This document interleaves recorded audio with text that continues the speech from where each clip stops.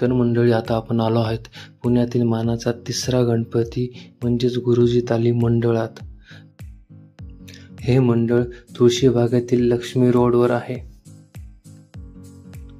तर चला आता आपण मंदिरात जाऊन गणपतीचं दर्शन घेऊया. तुम्ही बघू शकता माझ्या मागे गुरुजी तालीम मंडळाचा गणपती आहे.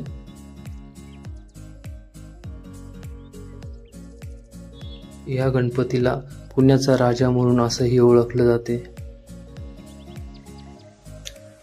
भिकूजी शिंदे, नानासाहेब खाजगीवाले व शेख कासम वल्लाद यांनी मिळून हे गणपती मंडळाची स्थापना केली.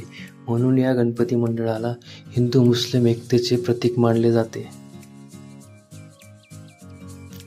पूर्वी हा गणपती पुण्यातील एका तालीममध्ये बसवला जात असे, परंतु आता ती तालीम अस्तित्वात नसल्यामुळे तुळशीबागेतील लक्ष्मी रोडवर हा गणपती आता बसवण्यात येतो. त्यानंतर 1986 साली मंडळाची शताब्दी साजरी करण्यात आली आणि तेव्हापासून मंडळाने वर्गणी घेणे बंद केले. दरवर्षी हीच मूर्ती रंगकाम करून उत्सवाच्या वेळी मंडळात ठेवली जाते व मूर्तीसाठी 10 किलो सोन्याचे व 20 किलो चांदीचे दागिने कार्यकर्त्यांच्या सहभागातून घडवण्यात आले. वर्गणी बंद केल्यापासून मंडळाचे कार्यकर्ते व सभासद मिळून स्वखर्चाने दरवर्षी गणेशोत्सव साजरा करतात.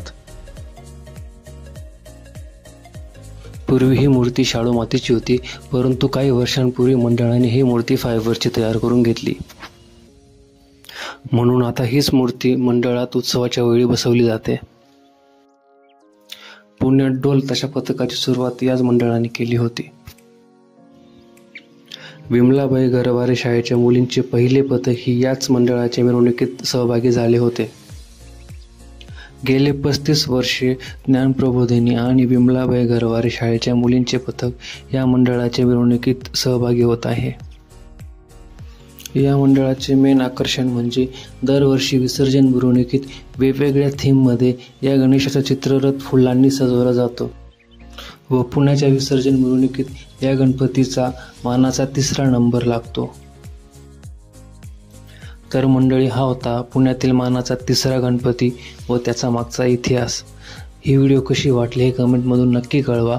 आवडल्यास लाईक करा व भेटूया आपण पुढच्या ब्लॉगमध्ये म्हणजेच मानाच्या 4थ्या गणपतीसोबत.